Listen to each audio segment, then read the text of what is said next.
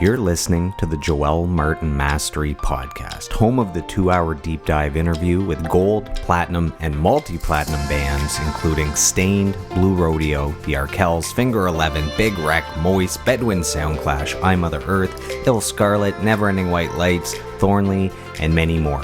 Please take a moment to subscribe to the podcast, as well as share, comment, and like. Now let's dive in to today's episode.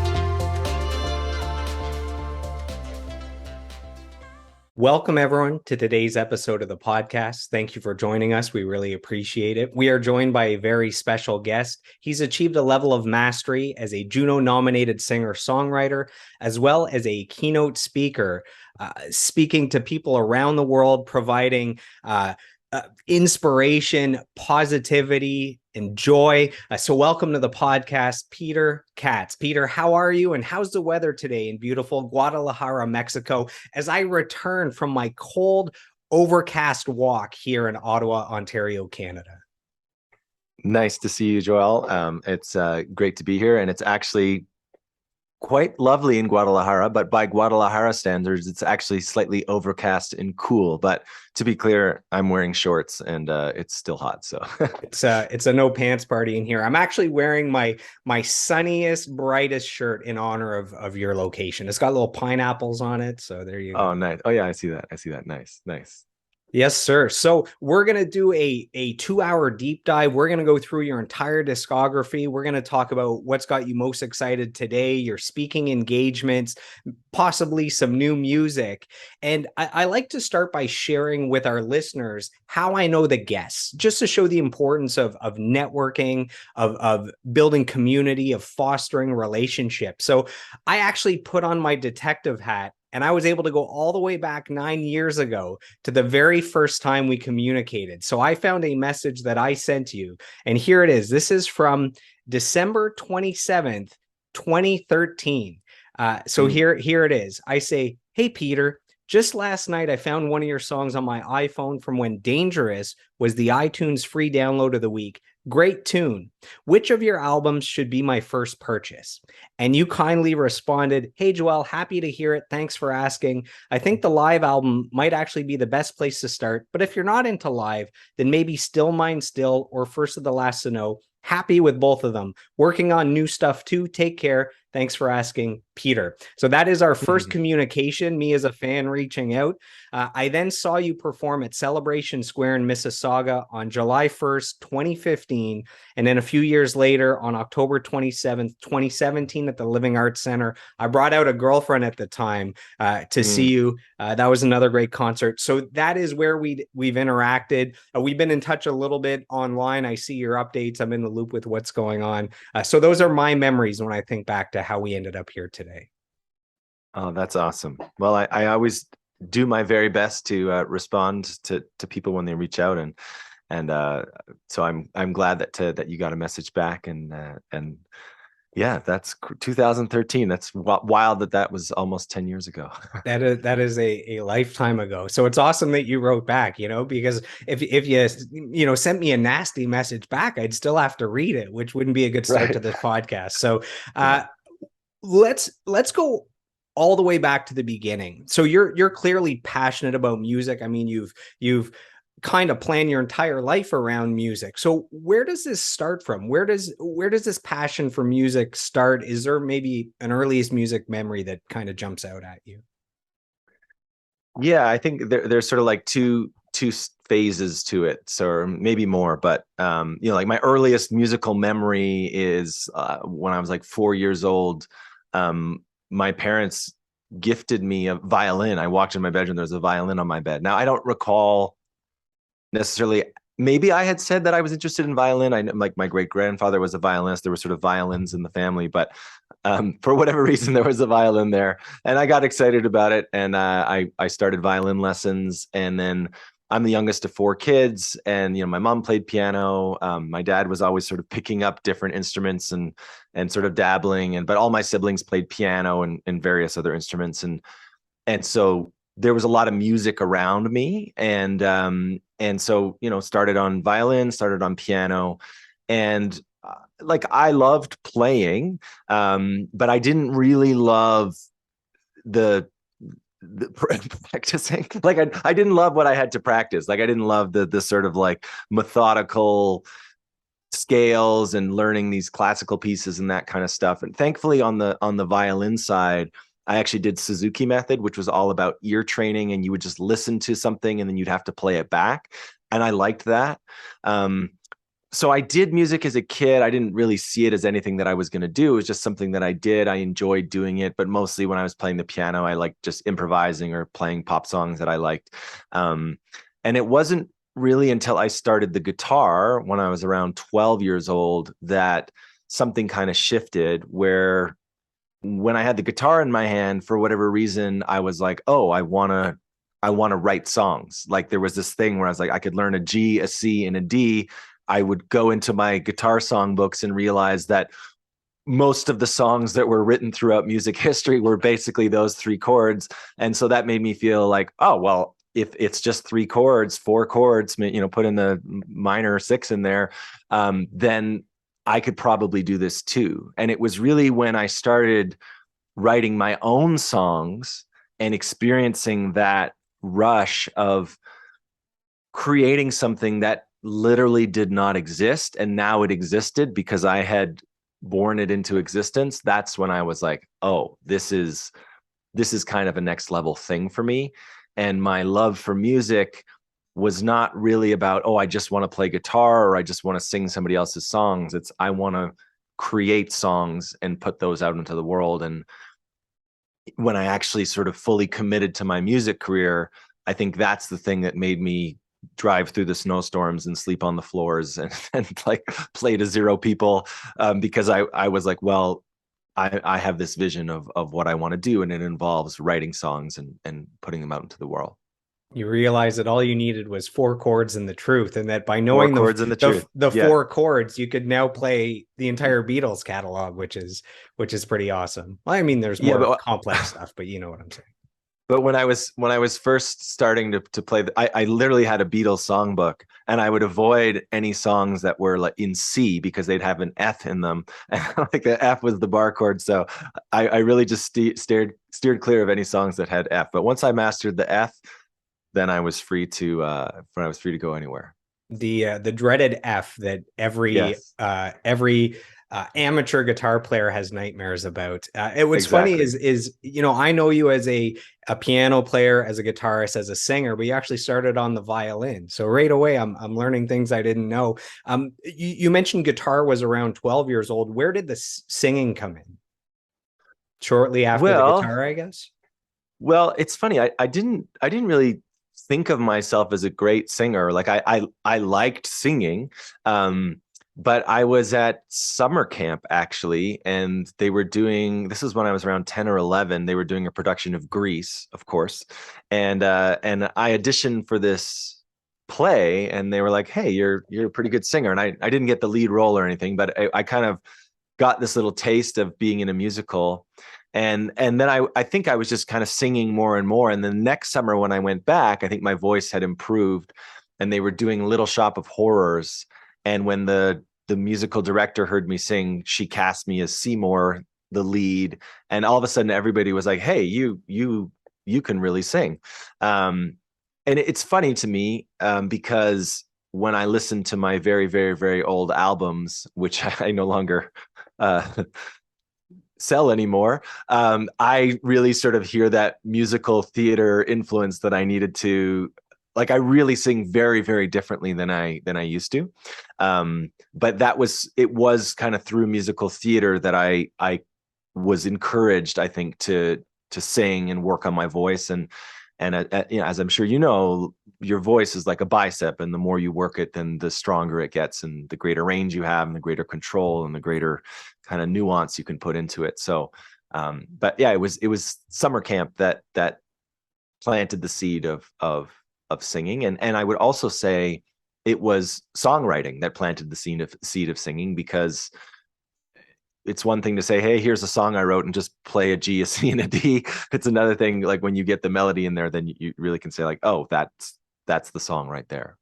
As a songwriter, how much of an asset is it to be able to play guitar and piano to help you write? I know a few songwriters that they just sing and they write, and it's like they're almost always waiting on another musician to be available. So do you see that as like a superpower as a songwriter to play instruments? Well, here's what I say. It's funny because I actually over the last 20 years I've done a million songwriting workshops, and one of my favorite things is to do songwriting for non-songwriters. It's actually something that I do sometimes in kind of my speaking world, is go into a group of people and kind of open up the songwriting mystery box for them. And what I say to people is don't let that be an impediment to you writing a song, because you can just clap your hands and sing Mary had a little lamb, and like there's a song, right? So it need not be something that prohibits you from getting into songwriting.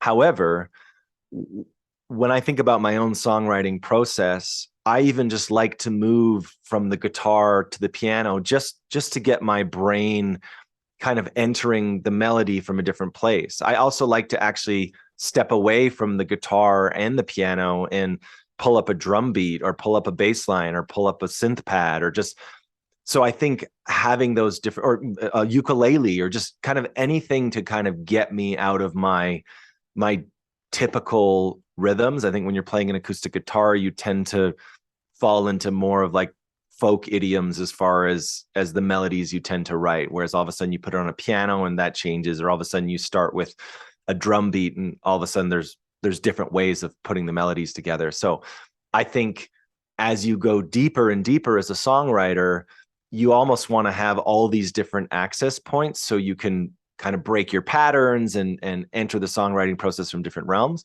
But certainly as an entry point to songwriting, I would say start with what you have. And if you just have two spoons in your hand that you're banging together, then go for it. And I think you can write great songs that way. So as someone that plays both guitar and piano, when you're writing a song, how do you decide which song should be more guitar driven or more piano driven? Does it just speak to you naturally, which one kind of pulls ahead? I mean, often it's just whatever's in front of me. I just was working on a new album, and the producer brought this baritone. It's called like a rubber bridge guitar, and I've never played on anything like that before, and it just sounded so cool, and it had two pickups in it. So when you brought it into Pro Tools and sent like a stereo image of it, it just like put you into this other world. And that's the guitar that he brought, and we ended up writing basically the entire album on that instrument because that's what was there and it sounded cool and different. And so I often find that, like right now I don't live in Guadalajara. I'm here right now for a couple of weeks, but I only have a guitar with me, but my partner also has a ukulele. And so noodling around on the ukulele, having the guitar here, that's probably where I'll start ideas. When I'm at home and there's a piano there, I love sitting down and starting an idea at the piano. But I also like moving things from different instruments. And if I think back on just the recording process that I was just in a couple of weeks ago, we, like with one song, we started it on the guitar and we had built up the whole thing, but then we added some piano. We actually ended up muting the guitar and it became a piano song in the production process. So I think you just kind of follow your instincts. But what I think I'm trying to share is that part of your job as a songwriter and just as a creator or as a designer, like I do a lot of like event design and this kind of stuff now. It's like it's always to be willing to like scrumple up the piece of paper, throw it in the garbage and start again, because you can always walk over and look at that piece of paper that you scrunched up. But what might come if you're willing to throw it out and start again and see what happens. And I think a lot of the creative process is actually about getting out of your own way. It's about turning off your thinking brain and allowing flow to happen and allowing surprises to happen. And so you're always just sort of trying to trick yourself to turn off that part of your brain. And so I just think diversity of instruments, playing around with it, being willing to have it be bad, have it not work, try it on different instruments. That's the most important thing. And as a kid, was there anything that you wanted to be outside of a musician. So you're saying you were in a few plays. Did you ever want to be an actor or anything else? Yeah. So the first thing I wanted to be was I wanted to be an engineer. My grandfather was in the Second World War as a fighter pilot, and then he had a career in the military and as an engineer. And I just thought that was the coolest thing, and I had an affinity for math and physics and those kind of things, and so I thought that's what I was gonna do. But then I also had this this little love for music, and it was actually theater was the first thing that kind of pulled me away from engineering. And I moved to Toronto. I went to Ryerson, now the Toronto Metropolitan University, and I did a Bachelor of Fine Arts in Theater Performance. So that was actually my foray into the arts. But it was over my time in university in the theater program that I really anchored in music. And actually, we did in my fourth year, we did a production of a play called The Laramie Project, which maybe you're familiar with it, but just in case any listeners are not, it's this really powerful play about the life and death of Matthew Shepard, who was a young student from Laramie, Wyoming, who was a victim of a hate crime because he was gay. And just this really beautiful play. And the director of that play knew that I had been writing songs. I was playing the open mics at the university, and I was playing open mics kind of all around town. And at the end of the play, she didn't feel like it was really appropriate to do this big kind of curtain call, like everybody clapping, like "Hi, Mom" kind of a thing. She wanted more of a poignant moment. And so her vision was, rather than the audience, rather than the cast coming out and doing this big bow, why don't we come out and sing a song? And that will be sort of our thank you and our acknowledgement to the audience for having been there. And she asked me to write that song. And so I wrote the song called "The Fence." And, the play ended, the lights went out, I came out, I played the first half of the song, and then I wrote this 4-part harmony, ooh, kind of thing in the middle. And then for the ending, and everybody came out with candles in the circle. It was just this kind of like amazing moment. And it was at the cast party that night after our final performance that the director walked up to me and said, "Hey, I think you could do this for your career. I think maybe you're like," she didn't say you're in the wrong lane, but I think she said, "I think you could be a professional singer-songwriter, like, and what you did in this context was very special." And so that was me. That was kind of the transition point of me moving away from the idea of doing theater into doing music as my full-time thing.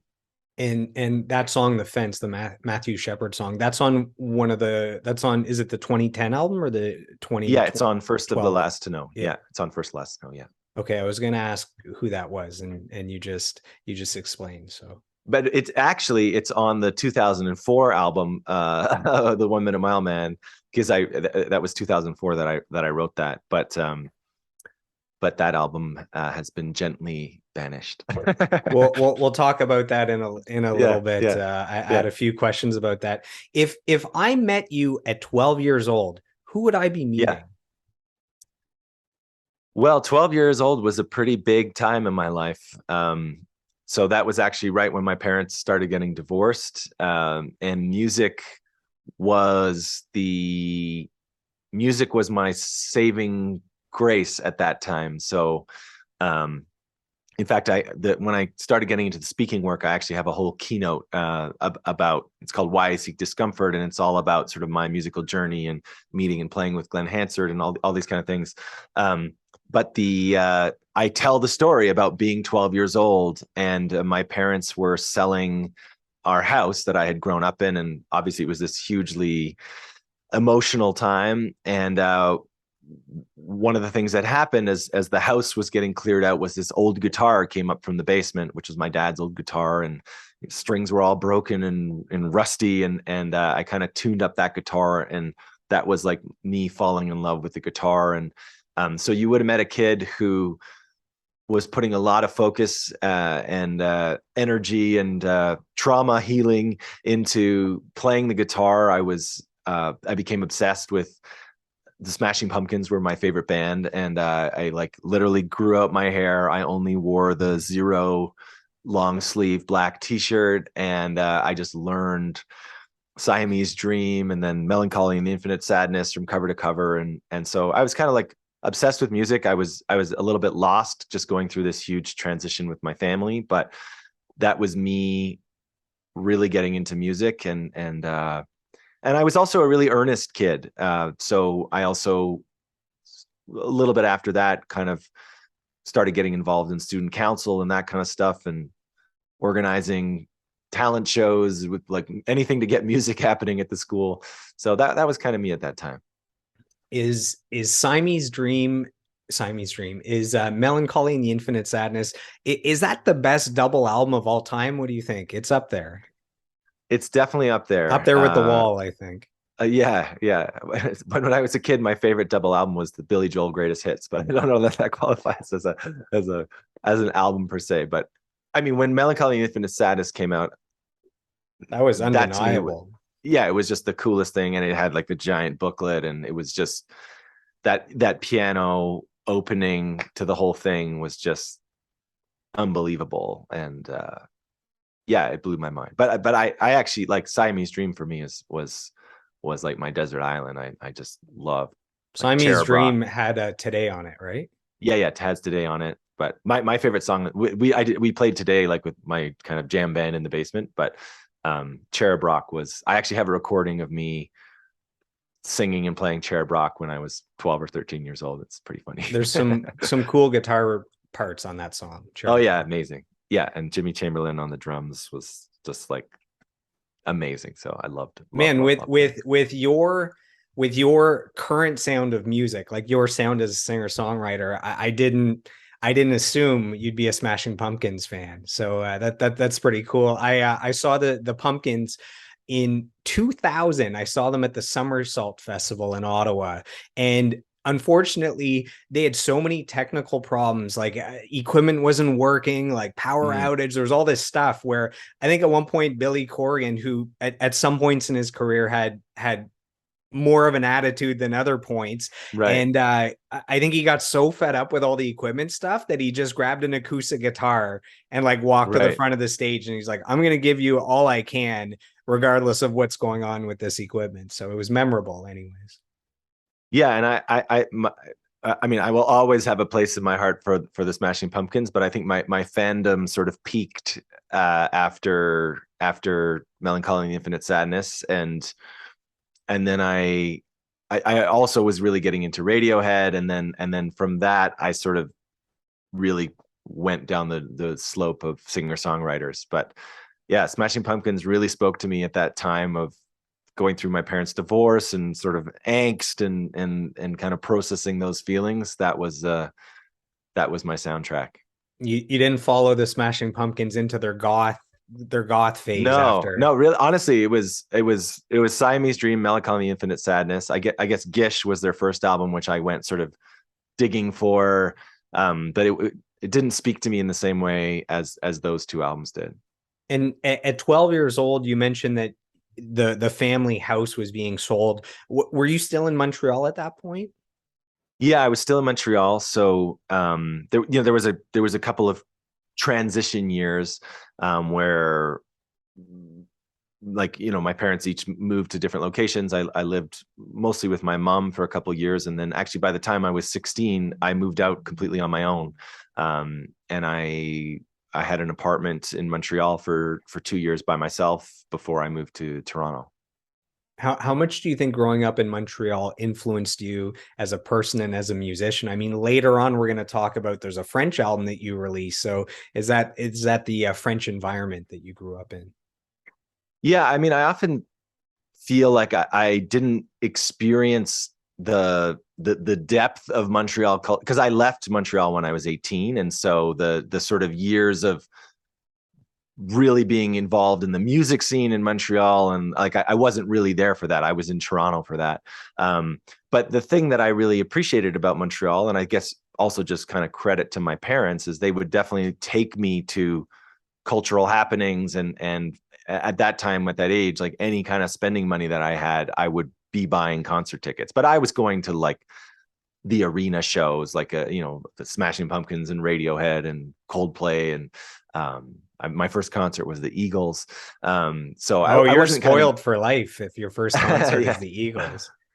Well, the first concert was the Eagles, and the thing I remember the most was Joe Walsh was handed a new guitar every song for 3 hours. And I was like, that's the coolest thing I've ever seen. Like, where is he keeping all these guitars? And who's this guy that's handing him these guitars? And this mythology of a guitar tech and having more than one guitar was born in that moment.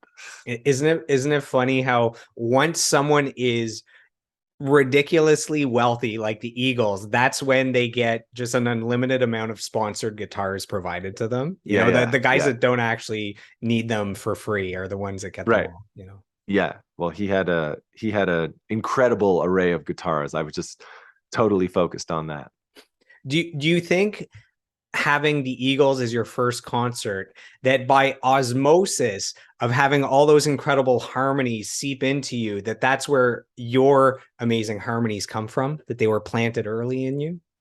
I wonder. It's like my Eagles fandom was very brief. Like I think I still totally love and respect the Eagles, but I never like went deep on the Eagles. I basically knew Hotel California, like Hell Freezes Over, Life in the and Fast Lane. yeah, like that's what I knew. It was the first kind of moment in time that I was like old enough to go to a concert. My sister and I went together, but I barely knew anything about the Eagles. I loved the concert; it was awesome. But then I kind of went on to other things. But I mean, they're an undeniably amazing band, and but I don't know that they were sort of like a deeper influence on what I would come to. I mean, maybe it was there in my subconscious. Yes, they either just played Ottawa or they're about to play Ottawa. So they're Right. they're they're here in the area somewhere. If you and I were friends at 16 years old and you invited me over to listen to music, what albums would you be playing for me? Well, you would have come over to my apartment in Saint Anne de Bellevue, which is a suburb of Montreal. And let's see, what would it be? What would we be listening to? So that would be about 98-ish, I would think, somewhere around there. Yeah, I was starting to get into the Dave Matthews Band. Actually, Nice. I it's funny. I wasn't like a giant Dave Matthews fan, but some guys I knew had a Dave Matthews cover band, and they knew that I was a singer, and they asked me to audition for the band because they were looking for a singer, and I got the job. And so I was all of a sudden singing all this Dave Matthews music that I had to learn, and I kind of got immersed in it and loved.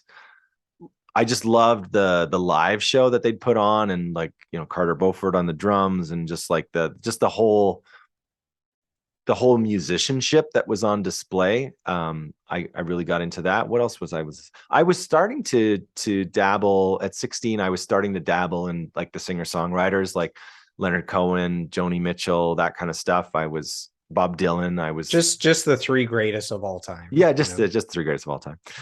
So I was starting to dabble in that. I was also, to be fully transparent, I was really into musical theater at that time. That was when I had um, switched into the creative arts, and I was doing theater at John Abbott College, and I discovered the musical Rent. And I actually, a friend of mine, we were 16, like just freshly got driver's licenses and drove to New York City. And you could do this thing where you'd like wait in line, and they'd have like cheapy tickets on the same day. And we went to go see Rent, and like my dream then was to play Roger in Rent. And I knew I could sing Rent from cover to cover. So I was listening to a lot of that. This is I don't want to be embarrassed by that. This is my history, right? I Just normally haven't. ask if my guest has some guilty pleasures. You know, I say There like you go. I like Nickelback, I like Justin Right, Bieber, so I right. enable them by saying mine Yeah. first. So yeah, Hey, Rent, Justin that's all Bieber is good. not a guilty. Oh, he's the Just best.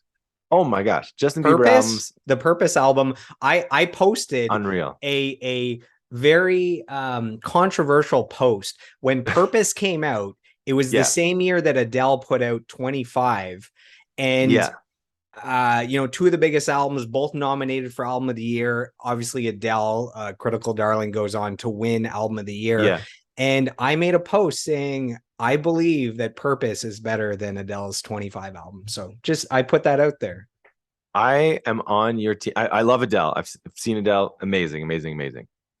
Purpose changed the world. Like it completely changed what's possible for music. And Purpose paved the way for Billie Eilish and Phineas making an album in their bedroom. Like that whole sound of like an album produced on a computer, basically, but that has heart and soul, and just like that album was the album that changed the world. And all of the artists that have followed, like that was the album. So I think that album's incredible. And I will say that without shame.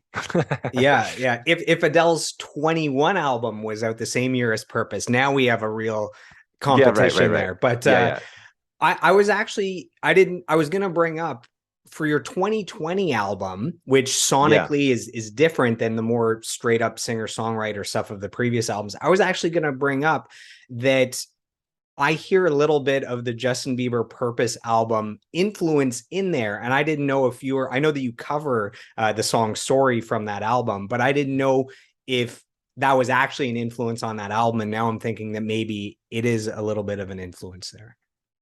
Oh yeah. I mean, that was 1,000,000% a reference point that I brought into the studio. Like I'm obsessed with Julia Michaels, who's I think she actually co-wrote Sorry. I'm actually, fun fact, Julia Michaels, when I posted my Sorry cover, put a little heart comment, which was pretty awesome. And She's actually amazing. I really like her. she's a beast of a songwriter. Like her, and if you really kind of go deep on Julia Michaels and look at who she's written with and some of the songs that are out in the world, she's all over it. And I mean, her own solo album that she put out, not in chronological order.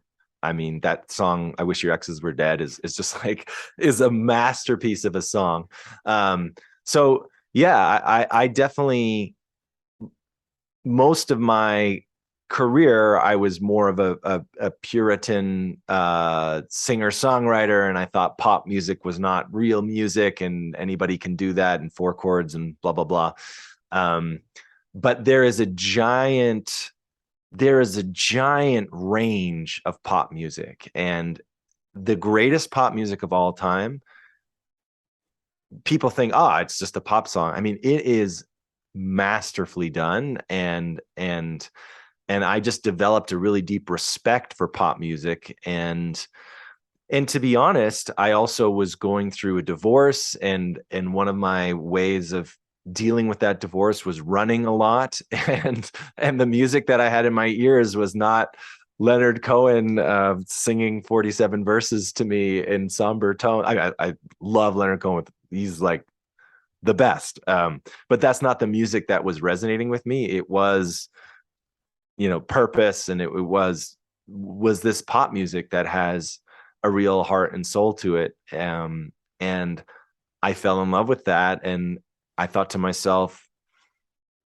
what if I made an album like this? I never thought that I was allowed to make an album like that, but I thought, well, why the heck not? But I still had some guidelines, right? So it's like in pop music, sometimes people just try to get away with the production, and so you're kind of polishing. This is maybe crass, but it's like sort of like polishing a turd. Like it's not really a great song, but there's enough of a hook in there that you kind of get away with it. But the really, really, really great songs, I believe, you could hand a 12-year-old a guitar, give them a little chord chart with the four chords that are in there, and they could hack it out around a campfire, and you'd be like, that's a great song. And so that was kind of my litmus test for my own album. I said, okay, I'm going to make a pop album, but these all have to be able to exist in a format where the foundational song, the care and attention for the lyrics, the melody, all these things have been tended to, and the production and the pop economy and all these kind of things will be will be the thing that takes it to the next level, but it's not the foundation of it.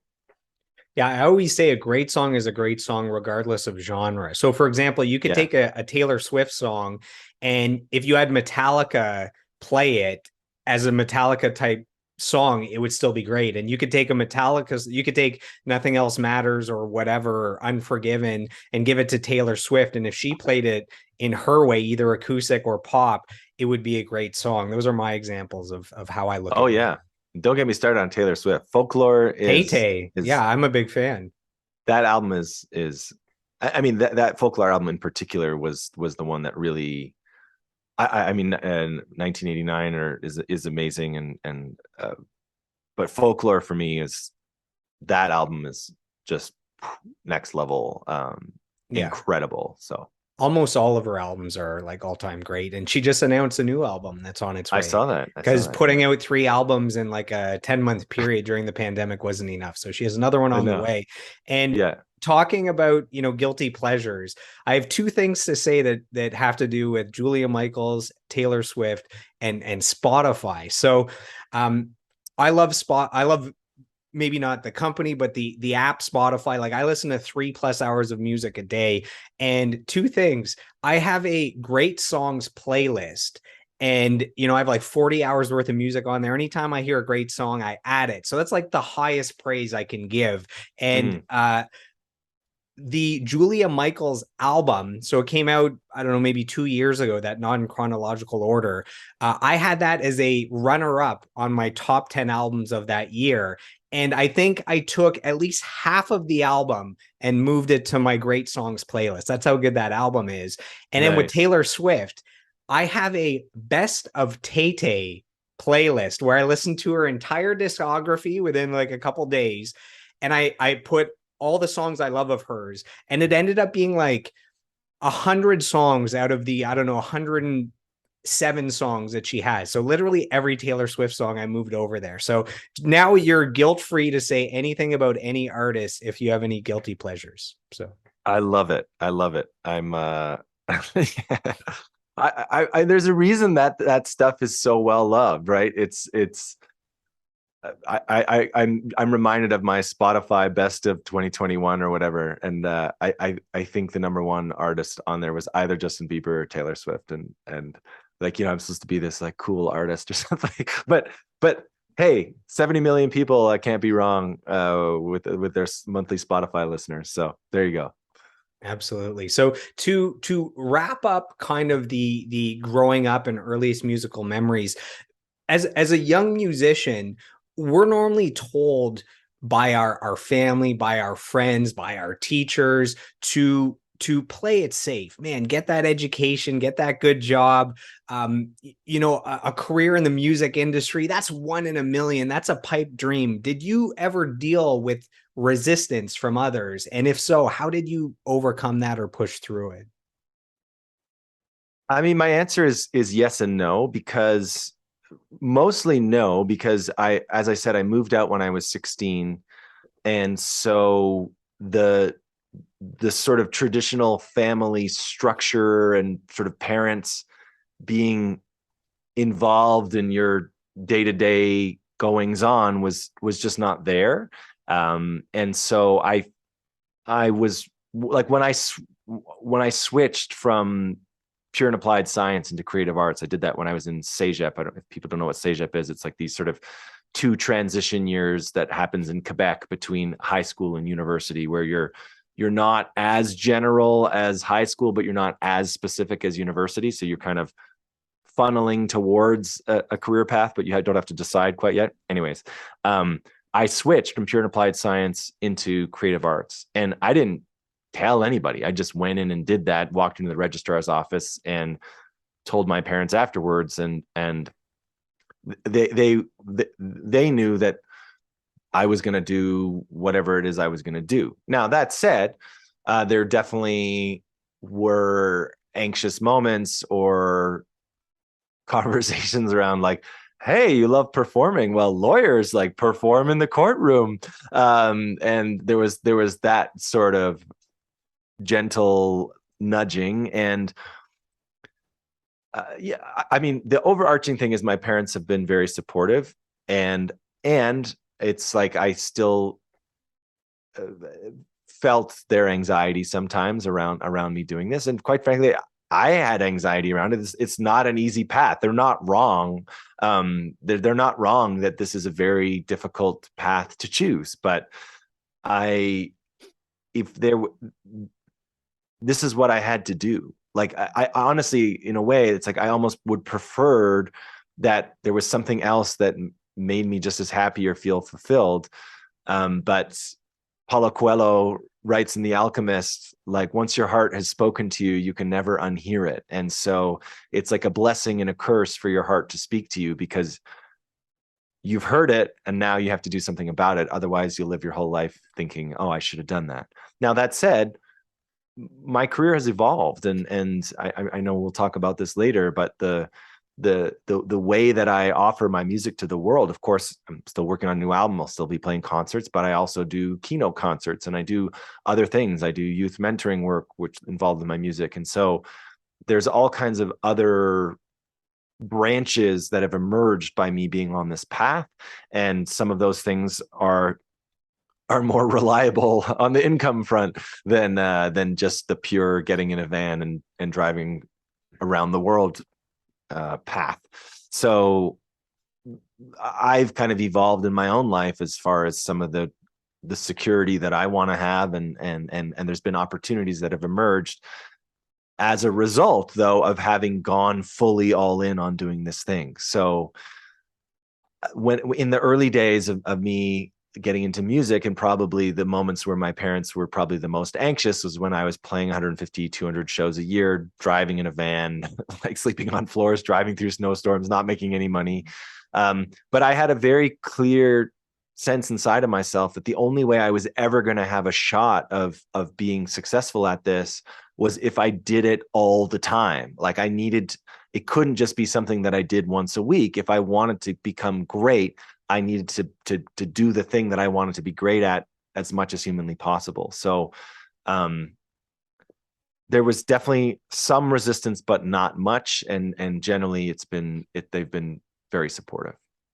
The way that I look at resistance from people that I love or that love me is, they want what's best for you, and they fear what they don't understand. And the music industry, most people don't understand how it works. They've heard over years and years that, people in the industry do nefarious activities and it's 1 in a million and it's impossible to make it. It's a lottery ticket. So they still see you as cute little baby Peter in diapers that they want to protect. So they think maybe your life would be easier if you had that straight job with that straight paycheck. So the resistance, even though it could be a negative thing, a lot of times I see it as just other people wanting what's best for you and maybe an easier path. We've been talking about amazing singer-songwriters. So I actually have some kind words sent in from a Juno award-winning singer-songwriter. So this is from Tommy Swick. So he says, I respect Peter completely. I think he's a fantastic singer, a fantastic songwriter, and a musician. He's definitely a guy who has worked unbelievably hard at his craft and on pretty much every aspect of being a working musician. He is an extremely talented and very nice person. So that's Juno Award winner Tommy Swick. Oh, that's nice. Well, thank you, Tommy. If you're listening, I appreciate that so much. And I remember being handed my friend Dave Stelling, who worked, I think he still works at Warner or EMI, I think at Warner, handed me a demo. It was like a 4-song demo. He's like, you got to listen to this. And it was, Sharpie on a CD, Tommy Swick.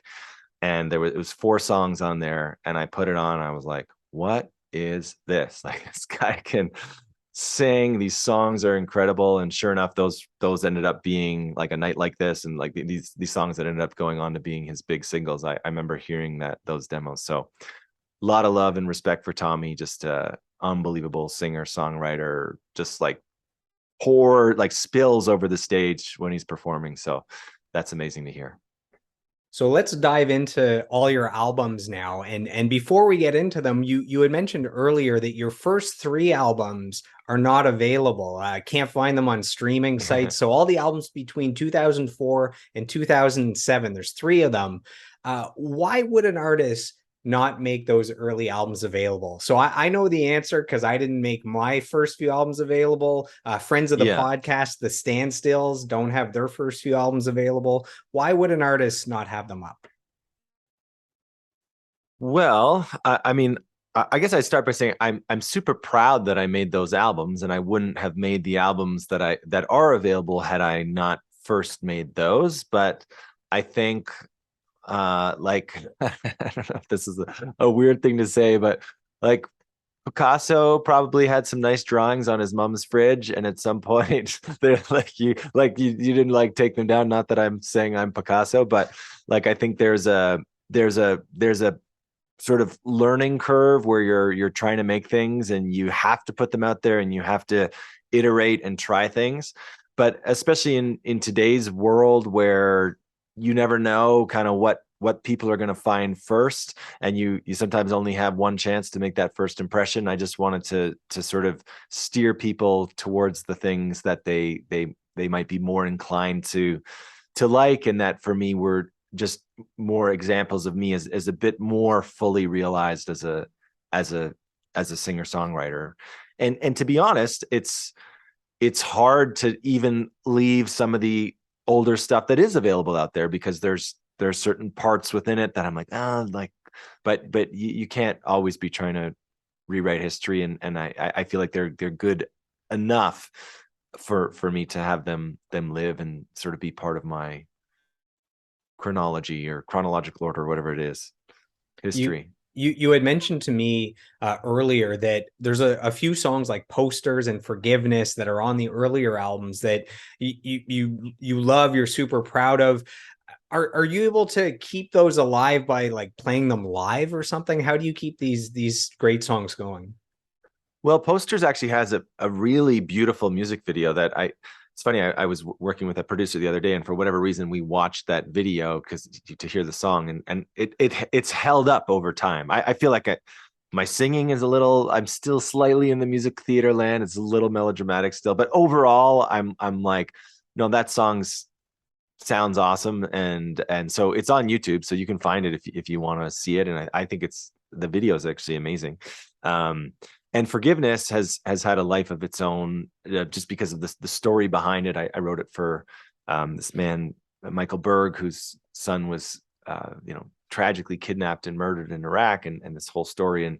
And I actually heard that story on CBC radio, and then sent it to CBC radio. They aired my song inspired by their interview, and Michael and I actually ended up becoming friends. And then they actually interviewed both of us on air, and so they've re-aired that many times, and there's actually sort of a landing page on one of their shows, As It Happens, there where they talk about the song and the story, and I do a live version of it. So it sort of has had its life on its own, and it's also a song that I play periodically live, depending on the audience. It's often a song that people still request, or depending on what's happening in the world or the work that I do with youth, that song is often an appropriate song. So it's kind of has a life of its own. And I've thought about doing another version of it at some point, just to have a more updated version of it, I guess. So anything's possible.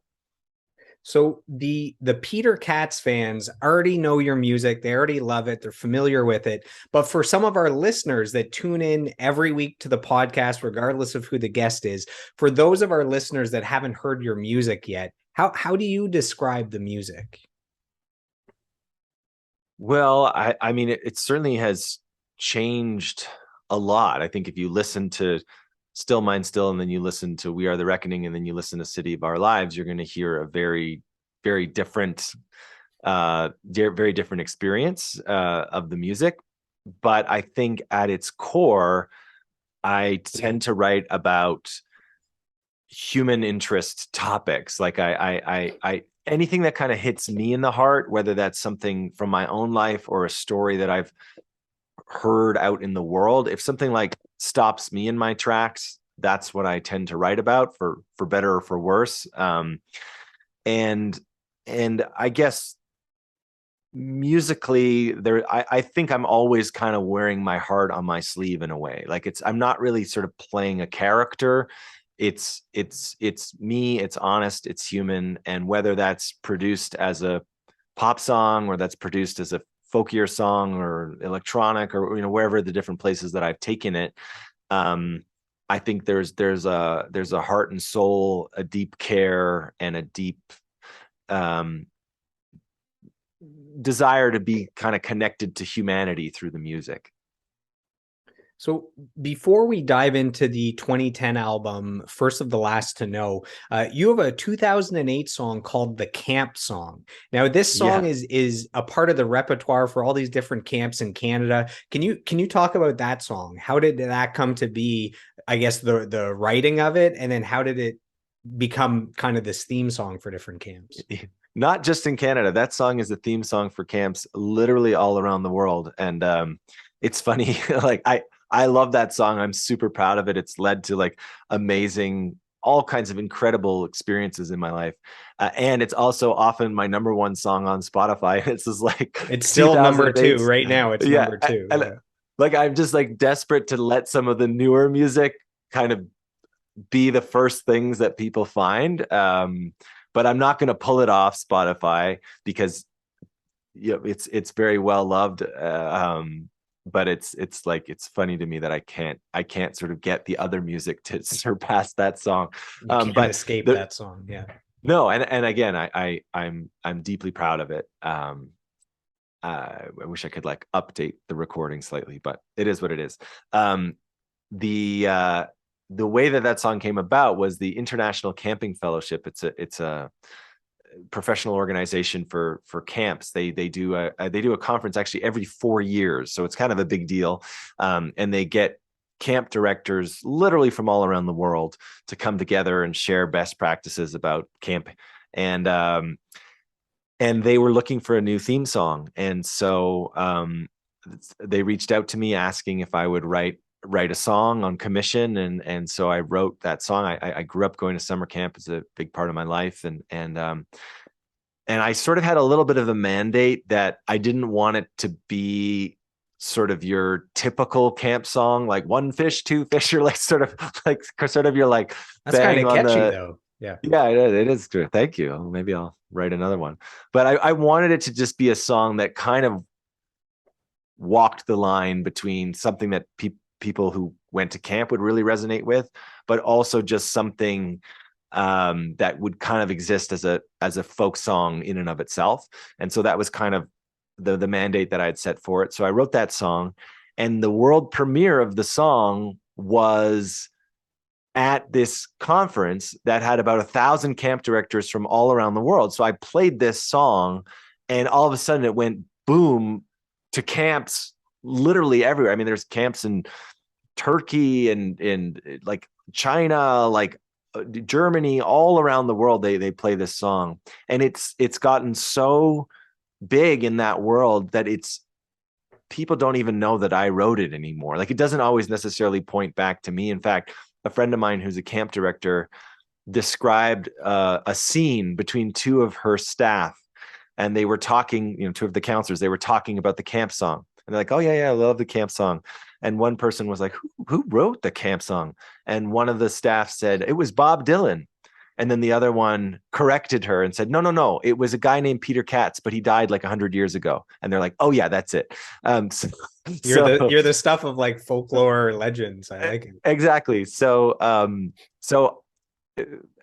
I've had many camp folks say to me, like, Peter, when you die hundreds of years from now, this song will still be played. And if that's my only legacy, I'll still be proud that I actually just I used to play at a lot of summer camps. I haven't been able to do it so much in over the last many years, but there's one camp that a friend of mine runs, Stu, and he's been running this camp for 30 years, and he decided that this was their final summer. And I've been playing for the staff every year for the last 13 years. And so I was just up there about a week or two ago for their final night, the final. Is this the Alberta camp? No, that's the Alberta camp is a camp that I run. It's not exactly a camp, but sort of feels like a camp. But no, this is YLCC, is Youth Leadership Camp. And anyways, so to see the impact of the camp song on this group, and obviously I've been going there for 13 years, and this moment of all of them like just bawling their eyes out, arm in arm, singing the camp song like at the top of their lungs. It was a, I'm getting goosebumps just talking about it. It was such a special moment. So um I feel a deep connection to camp, and for me, camp.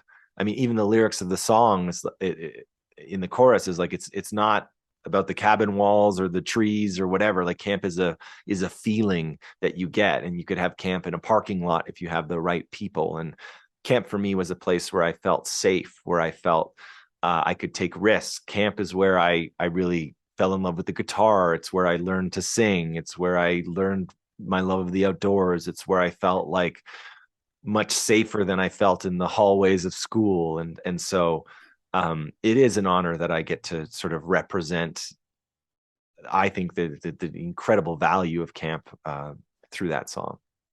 Man, unveiling the camp song in front of the 1,000 camp counselors. That's like the perfect product, getting it to the perfect demographic, the target audience. Like that couldn't be more perfect. It was, yeah, it was camp directors, and it was an unbelievable moment. I will never forget the feeling in the room as that song unfolded and 1,000 people went like this, and it was rapturous. Like the applause was, it was very special. Are you familiar with the documentary Searching for Sugar Man? Oh yes, I'm So highly you're familiar like with the it. equivalent of that, where in another country, this guy's the stuff of legends like Bob Dylan, and then he's like some random dude in North America, and uh, Yeah. people don't know. So that's like you with the camp counselors around the world, and they think maybe Bob Dylan sang that song. So, anyways, that documentary came to mind when you were I saying. actually, in one of my keynotes, I referenced Searching for Sugar Man because the whole youth mentoring work that I do in Alberta, I had a bit of a Searching for Sugar Man moment where I went out to Alberta, and I was invited to play this show in this beautiful theater in Fort Macleod, Alberta. I'd never been there before, and I was thinking like, who's going to come to this show? Like this is like 300 seat soft seat theater. I've never been in this town. Like what's happening? And I walked out on stage, and the place was packed, and they knew all of my songs. And it turned out that this youth mentoring program had been using my music as part of their curriculum.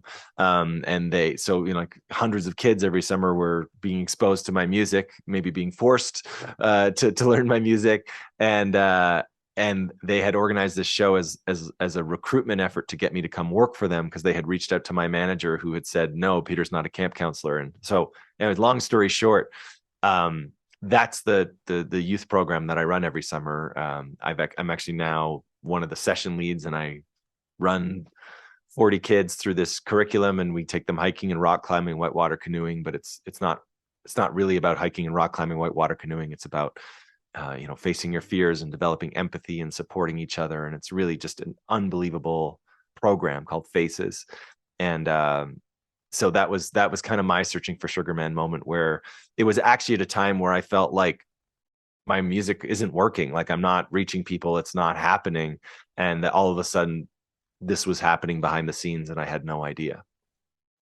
I was listening to a podcast recently where they said that um, women can get together and hang out and just talk. Like that's something that Right. they're good at with their friends, whereas guys need an activity to be happening for the excuse to be able to talk to their friends. And it reminded me when you just said, the canoeing and kayaking and rock climbing, that basically for guys, like we never say like, hey Peter, like let's just hang out and talk. It's like, hey, the UFC event's coming up, let's watch it and talk. Hey, the hockey's coming up, or there's a concert. Like it's like we need an excuse to talk with our Mm. male friends. So I think that's awesome that at the camp you said it's not about the kayaking and the rock climbing.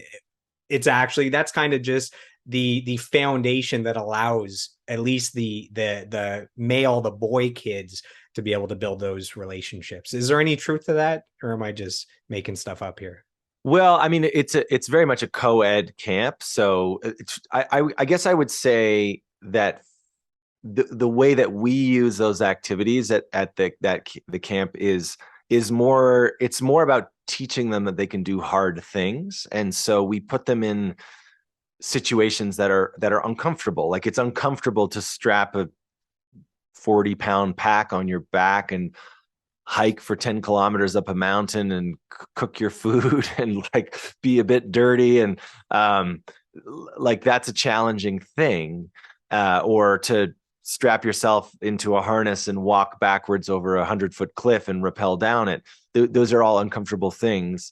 But we sort of teach them about becoming aware of their thoughts and their feelings and their actions and the interplay of those things. And as they are able to do this hard thing, we contextualize it in like, what else in your life is hard and challenging? What else in your life do you have difficult thoughts and feelings around that sort of stop you from moving into action? So I think it's more about the activities being a metaphor for other things in life that are challenging. But certainly, I see what you're saying. And I think the idea of, if we were just going to say, hey, kids, everybody come together and we're just going to sit around in a circle and talk, I don't think that would be as effective as, hey, we're going to do these activities. And what are we learning about ourselves as we're doing these activities? So the activity becomes the catalyst for the talking.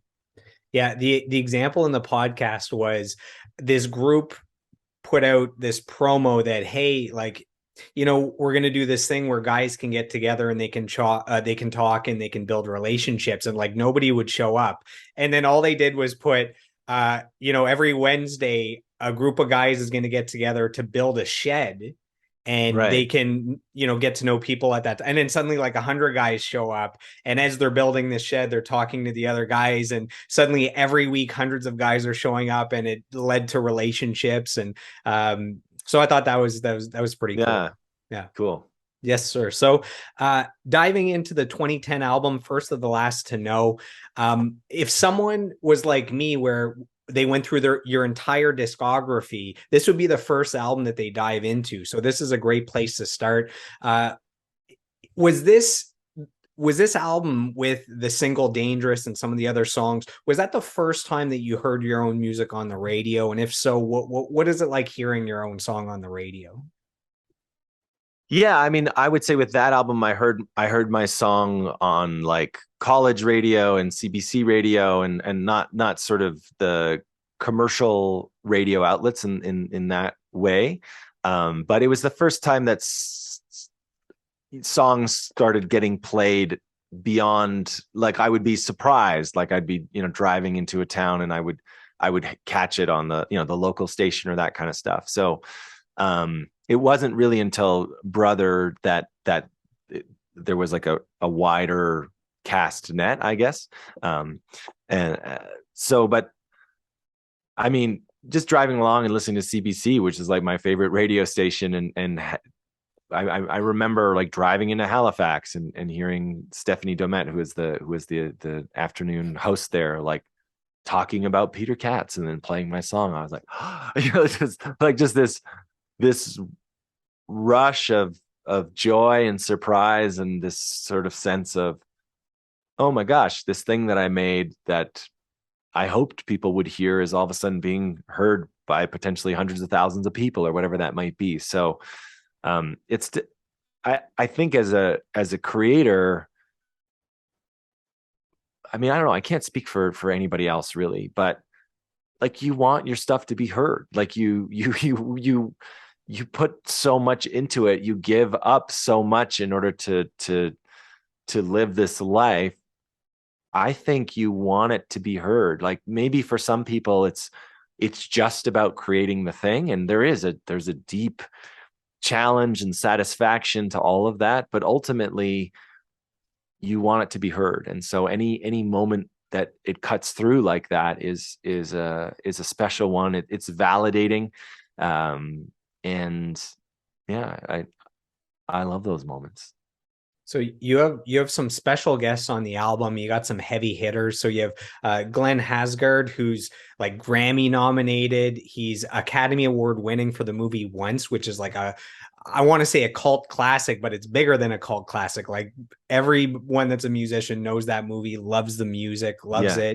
it. There's him. There's Melissa McClelland, who I have a cool story with that I'll share after, but she's a part of Whitehorse. She's popular with her solo career. You can see her with Sarah McLachlan. She's worked with Blue Rodeo with Matthew Good. I mean, she's amazing. How do those two come into the picture for the two songs on that album? Is there a prior relationship, or is it just reaching out specifically for those songs?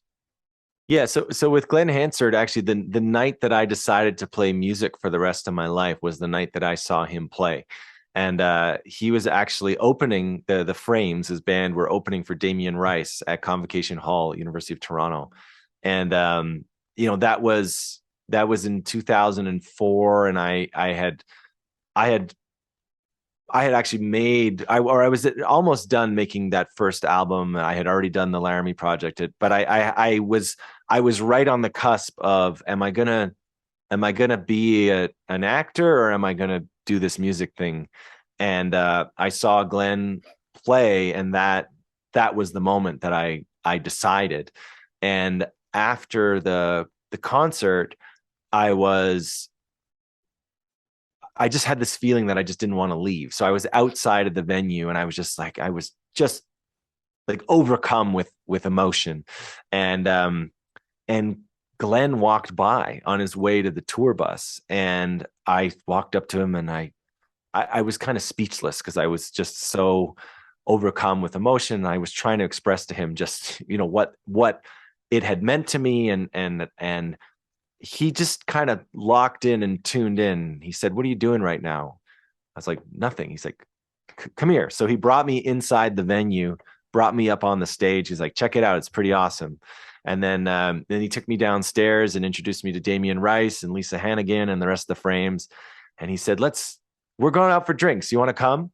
And so we went out to this bar, and it had a whole bunch of drinks, and I was How is taught. this a real thing that happened? This is like the stuff of like uh of dreams. Like this is crazy. Yeah, it was crazy. So he was just an incredibly warm, kind human being. And I talked to him a bunch that night. I talked to Lisa Hannigan. I talked to all the guys and everybody. And then they got on their tour bus, and they went away. And I figured this guy's never going to remember me. But what an amazing experience. And from that moment on, I was fully committed to my music career, and kind of fully dove in. And anytime Glenn would come to town, I would always go to the show, and he would always like kind of recognize me, and he smile. But again, I didn't really figure that he knew me that well. But after one of the shows, I had made my More Nights album, and I thought, okay, this album's pretty decent, and I gave it to him. And again, he said thank you. Got on his tour bus. I figured whatever. And then about a year later, he was back in Toronto, and he saw me in the audience, and he like stopped the show and he was like, "Peter Katz," he's like, "your album is brilliant. Why don't you get up here and play one of these songs for this crowd of people?" So he called me up on stage, and the whole band just like backed me up, and I played Till You Come Home. And I think that was the first one. And he like sang along, and it was kind of mind blowing. And so I was like, How oh, he how is actually how is that your life? Like how I don't This is crazy. it was pretty wild. And so then I and then I was at South by Southwest soon after that, and his manager was speaking on a panel. And so I kind of made a point to sort of gently hunt down his manager and just talk to him and say, "Hey, Glenn has been so kind to me." And I gave his manager, I think, a copy of the album, and so I had a little bit of rapport built. And then I was making the First of the Last to Know, and Glenn was playing at Massey Hall, and the studio that I was working at was 5 minutes away. And I was like, oh man, like maybe I could like Glenn's in town at Massey Hall. Like maybe I could get him to sing on the album. So I reached out to the manager, just kind of a Hail Mary pass saying, hey, is there any way?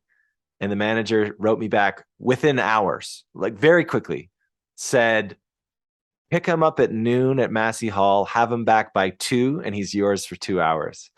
So I picked him up in my minivan. I remember I got the whole thing like detailed and cleaned. I had like snacks. I picked him up, got in the car, went to the studio. He was delightful to work with, just the warmest person. He, I think, like upgraded our seats that night, went to go see him, sold out show at Massey Hall. He gave me his cell phone number. He's like, anything you need. And he's, yeah, he's been one of the biggest influences, probably the biggest influence on my music career, not just on the musical side, but more than anything, the way that he treated me, because he was selling out Massey Hall. But he didn't separate, like he didn't treat me like I was nothing. I think he saw that I was passionate about music. I was serious about it. Um I was like doing it for real. And so he was so kind to me. And other times when he came to Toronto, we would go. I remember being at the Drake Hotel, just having a drink and him reading like Leonard Cohen passages to me and just being like, listen to this, and just like talking about music, and just always treated me like a friend. Um, and there's been other instances where we were both on tour. We were in Copenhagen one time, and I was playing a small place and he was playing this giant, beautiful place. And I went to his show. I guess his show was the night after mine. And again, he knew I was in the audience. He called me up on stage, gave me lots of kind of credit. He's like, you guys got to hear Peter Katz, and had me play a song. And so I have tried to do that in my career with other artists and other aspiring songwriters, and just really anybody who makes that effort to connect.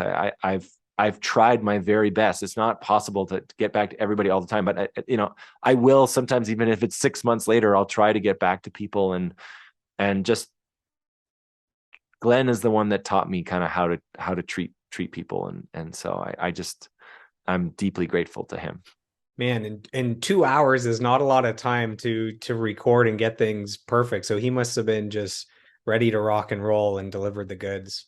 Yeah, he just came in, the mic, everything was set up, and he just, I think we did like a couple of takes and that was it. And he's on my album forevermore.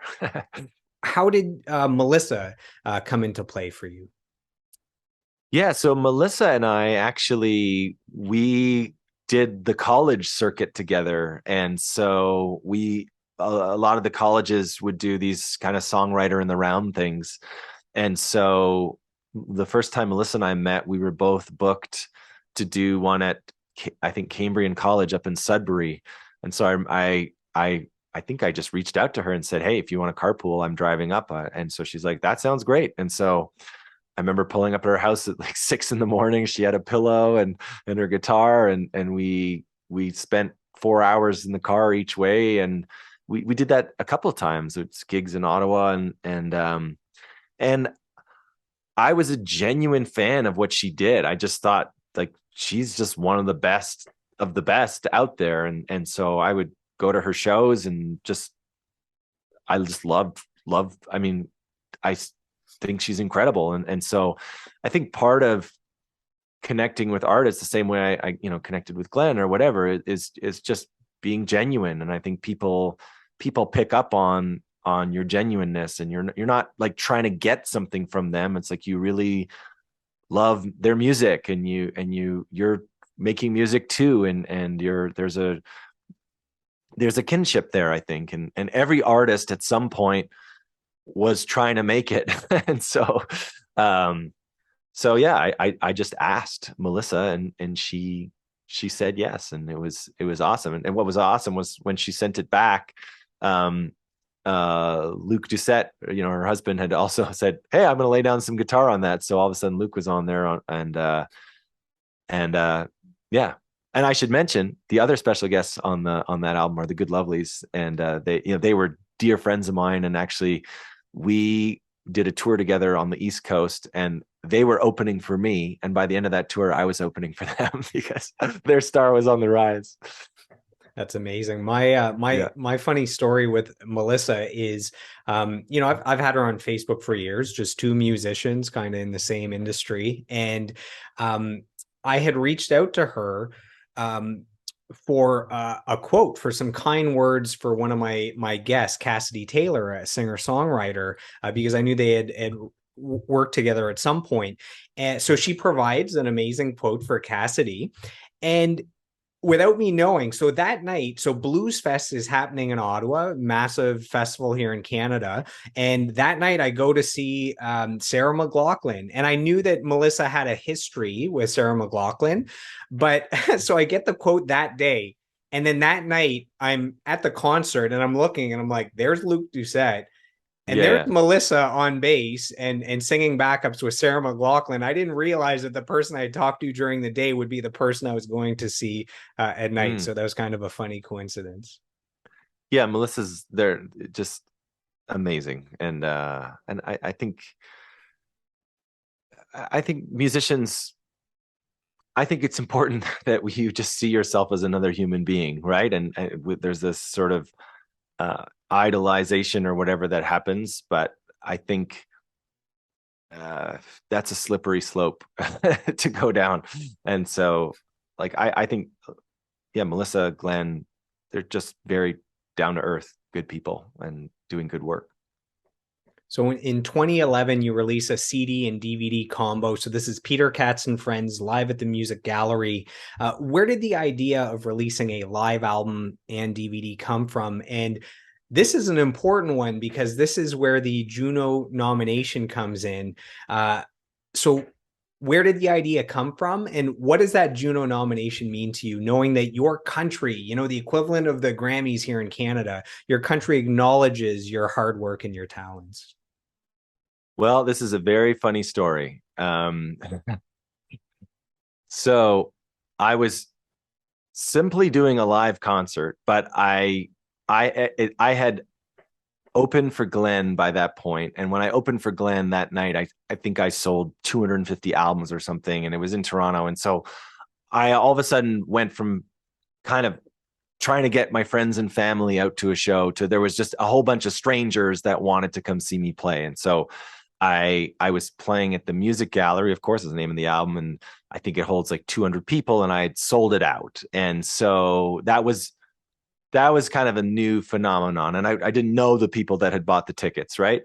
And and so a dear friend of mine, Justin Broadbent, who does pretty much all of my album artwork, does kind of art installation stuff. So him and his sisters came in and had done all this cool art installation, and I had hired a lighting guy, and I was like, okay, I'm going to make this as an amazing show because this is sort of my level up moment here. And my mom couldn't come. And so I was like, oh, I want my mom to like see this. And so I thought that I would get the audio recorded. And so I reached out to a guy to capture the audio, and he's like, yeah, sure, $500, I'll capture the audio. I was like, great. And at the same time, I had been friends with this guy, Tim, who had made the music video for Posters.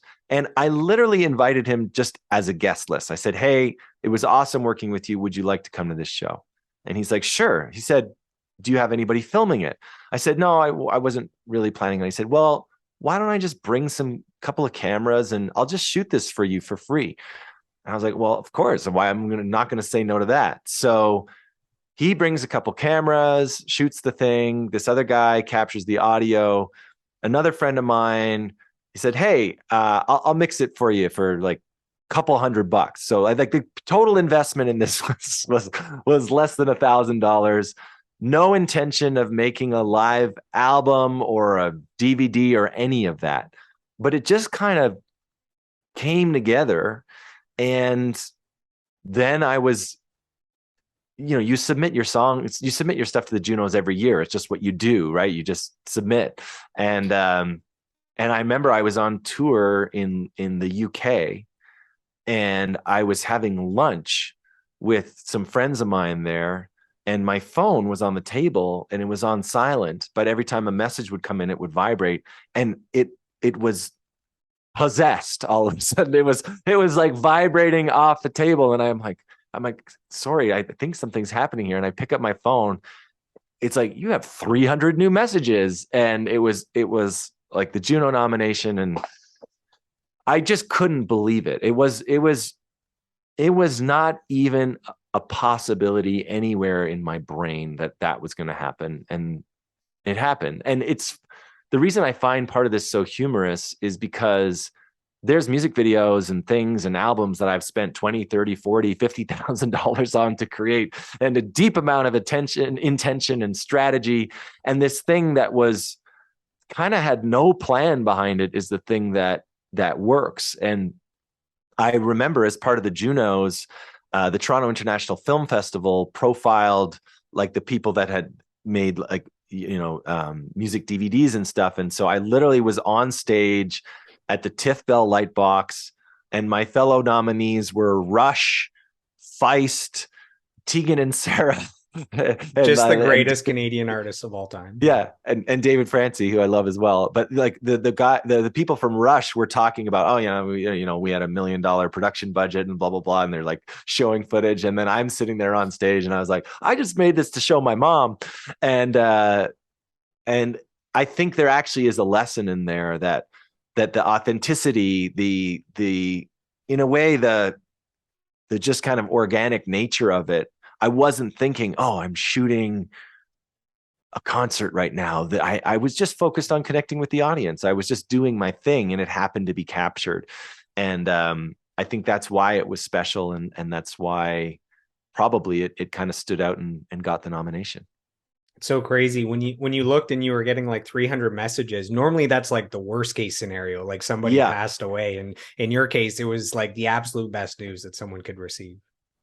it was mind blowing, and I also I recognized in that moment that that was a game changer as far as and everything that would come later, because every time I've been introduced ever since 10 years later, they say Juno Award. I mean, you said it too, right? It's like it's part of my thing now, and it's really helpful.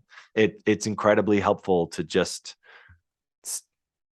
I think all you're trying to do as an artist is just, like I said, you just want people to hear you. You just want people to take notice. Although I'd add one important caveat or distinction to that Glenn Hansard, I heard him say, he said, you spend your whole life knocking on the door of the world saying, hey world, pay attention. Hey, I have this thing. And at some point, if you're lucky, the world turns and looks at you and says, what?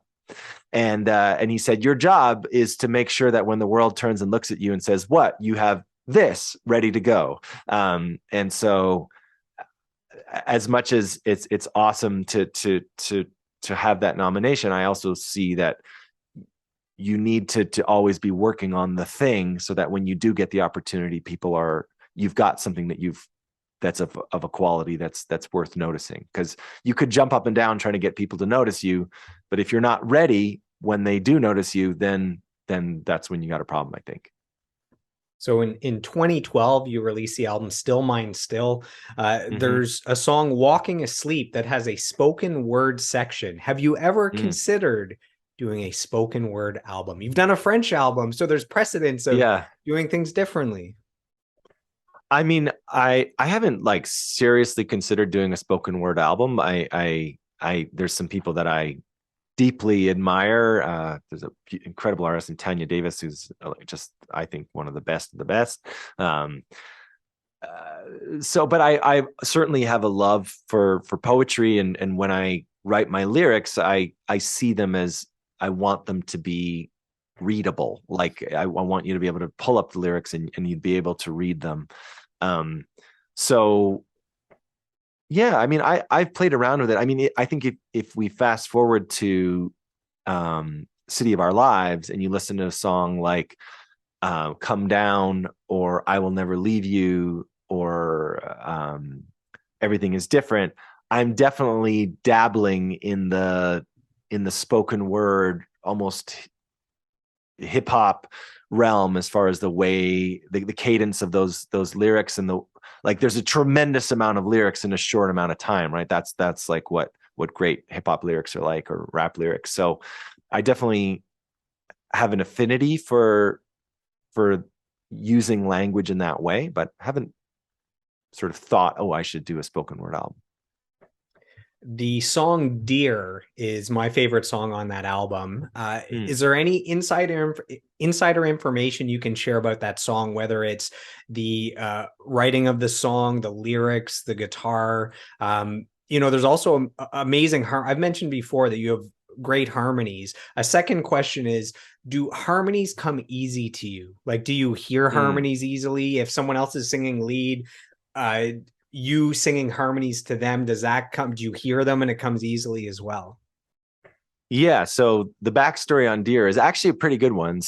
I was so this is connected back to the camp song. So I was invited to Germany to do a bunch of shows at camps, summer camps there, and I kind of had a lot of free time, and so I was noodling around on the guitar, and I ended up writing that guitar riff, and I just loved that guitar riff. I was like, oh man, this is a great guitar riff. But I loved the riff so much that it almost put this pressure on needing to have great lyrics to go along with it, and I was totally stumped. And I had many incarnations of the lyrics for that song, and I just could never get it. Actually, I'm realizing I'm messing up the chronology. So I had written the riff before I was in Germany, and I remember recording the riff and like going for walks and just listening to the guitar and trying to like write lyrics, and it just wouldn't come. But I was in Germany, and this is the story. I'm coming back to me now, and I was literally outside, and there was like a beautiful moon, and I sort of had this flashback to when I was at summer camp myself, and there was like, girl that I was in love with, and like, and I don't know, those two things just kind of came together in my brain, and this idea of like maybe under the light of the moon, where it's like a little bit dark and we don't see each other so well, I can kind of have the courage to tell you how I really feel. And so that was the moment where this riff that I knew was a great riff came together with the image of the character in that song, and then the lyrics finally just came easily. So that was the scene for that song. um to answer your question, as far as harmonies go, uh it's funny, this goes all the way back to being like 16, 15 years old and wanting to sing along to Rent. And I remember driving in my car. I guess I would have been 16 if I was driving in my car. And I did not know how to do harmonies, and it was like really difficult, but I was like, I'm going to learn how to do harmonies. And so from that moment on, anytime I was driving listening to songs, I would try to harmonize, and eventually I figured it out, and now it comes incredibly easily to me. I mean, I can harmonize along to a song I've never even heard before, and it just comes easily to me. But it did not come easily to me initially. My trick to first learn harmonies was, if I was listening to a song and I was singing along, but I wasn't singing the main vocal line and it still Mm. sounded good, that means I had found a harmony. So that was Right. my trick, is trying to sing along but not sing what the main singer is singing. So I actually, to connect it back to Melissa McClelland, I because she's a masterful harmony yep. singer. But like early, it was pretty early days still when her and I connected, and I was on my journey of learning how to get better at harmonies. But she invited me to sing, get up on stage with her and sing harmonies, and I remember being terrified of this. And so I remember we were playing at the Casbah in Hamilton, and I remember going out into my car, and I had this notation system that I invented where I would track like where the harmony is supposed to go, and I had like a visual of where the harmony was supposed to go, and that kind of gave me the confidence that when I got up on stage with her, I was able to sing along. But that was a nerve-wracking moment to sing harmonies with her. That's kind of proof of your engineer analytical mind where you have Yeah, to like yeah, physically chart it. I, exactly. I have some kind words sent in from Joa Carvalho, who is Oh, an incredible mastering engineer. He's mastered over 2,000 recordings.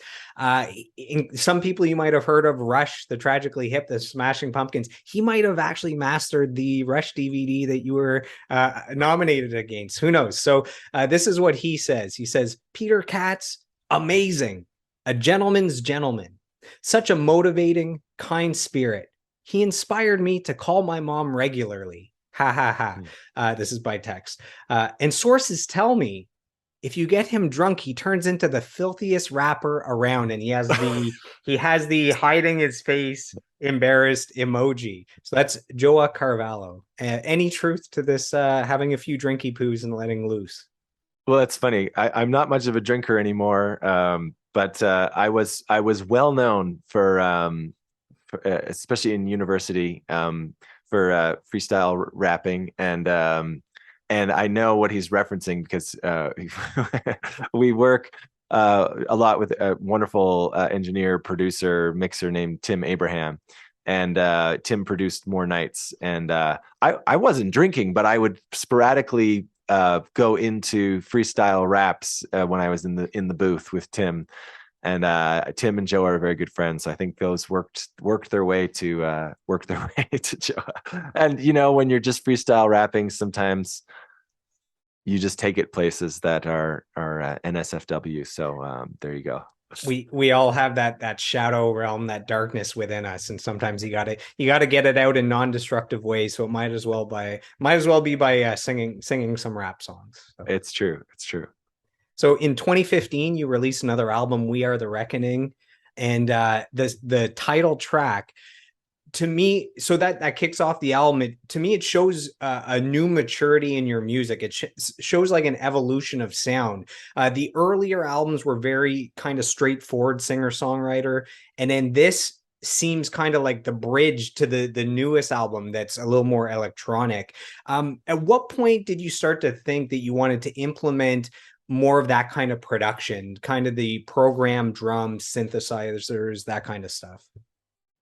Well, there was kind of two phases to that song. So actually, there's an interesting story around writing that song. I was in a session that was supposed to be with three of us. So it was myself, Justin Glasgow, who amazing songwriter, producer, musician, and this other person who actually worked with Taylor Swift, and we were in this studio, and there was like Taylor Swift albums, gold, platinum albums on the wall. We're in this like beautiful studio.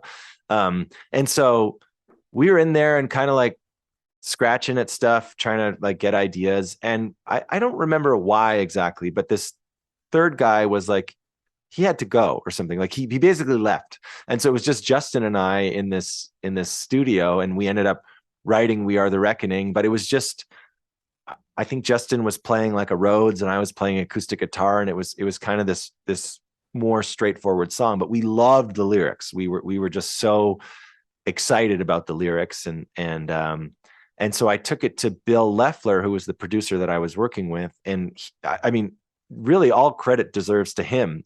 Goes to him because he had this machine like MASCHINE. It's like a sort of a programming kind of thing that allows you to manipulate electronic music in a more organic way. It's sort of like playing electronic music. And he just had this idea for this loop that he built. And I went in, he's like, just sing. He's like, just sing over this, just sing over this. And so I went in and I sang the song, which to me is just like, okay, I'm laying down a scratch vocal. And he's like, perfect. And that's the vocal that's on the album. And probably 3 or 4 times I went into other studios and tried to re-record the vocal. I was like, no, I'm going to do it better. And he's like, no, that's it. Like that moment is it. And he was right. But he was the one that sort of nudged me in that direction. And I was like, wow, I never would have done this in a million years. And I absolutely love this. So I think, yeah, all credit to Bill Loeffler, and actually Royal Wood was the co-producer on that album, who added some of the organic elements as well. So it kind of bridged the gap. So speaking of Royal Wood, this is the album that has the song "Brother" on it, featuring Royal Wood. Great song. You mentioned that's the first time that you start to get a lot of radio play outside of, just traditional college radio. I actually remember that music video. That's what stands out to me, is I remember seeing that music video being played. Can you give us some insight into that music video? It's simple, looks great, just it kind of lets two amazing singer-songwriters be natural and do their thing. What are your thoughts on that music video? So, well, there's kind of two videos that have done the rounds on the internet out there. There's the live version of Royal and I doing it in the front room of the Great Hall, actually, and that's just Mitch Fillion from Southern Souls, literally capturing us live, and a lot of people love that version of it. And then So there's also that's the one that I'm oh, familiar that's the one with, that I was okay, seeing. yeah. Well, there's also the Christopher Mills kind of music video, which I also love, where we got a whole bunch of siblings of all ages, and to come in. That was a beautiful day. But that live video, yeah, it's funny. Royal and I were going to be doing some touring together, and he was going to open for me in Europe, and I was going to open for him in Canada. And I think my manager at the time said, "Hey, you guys should like do a song together." So credit to Sean Russell for that.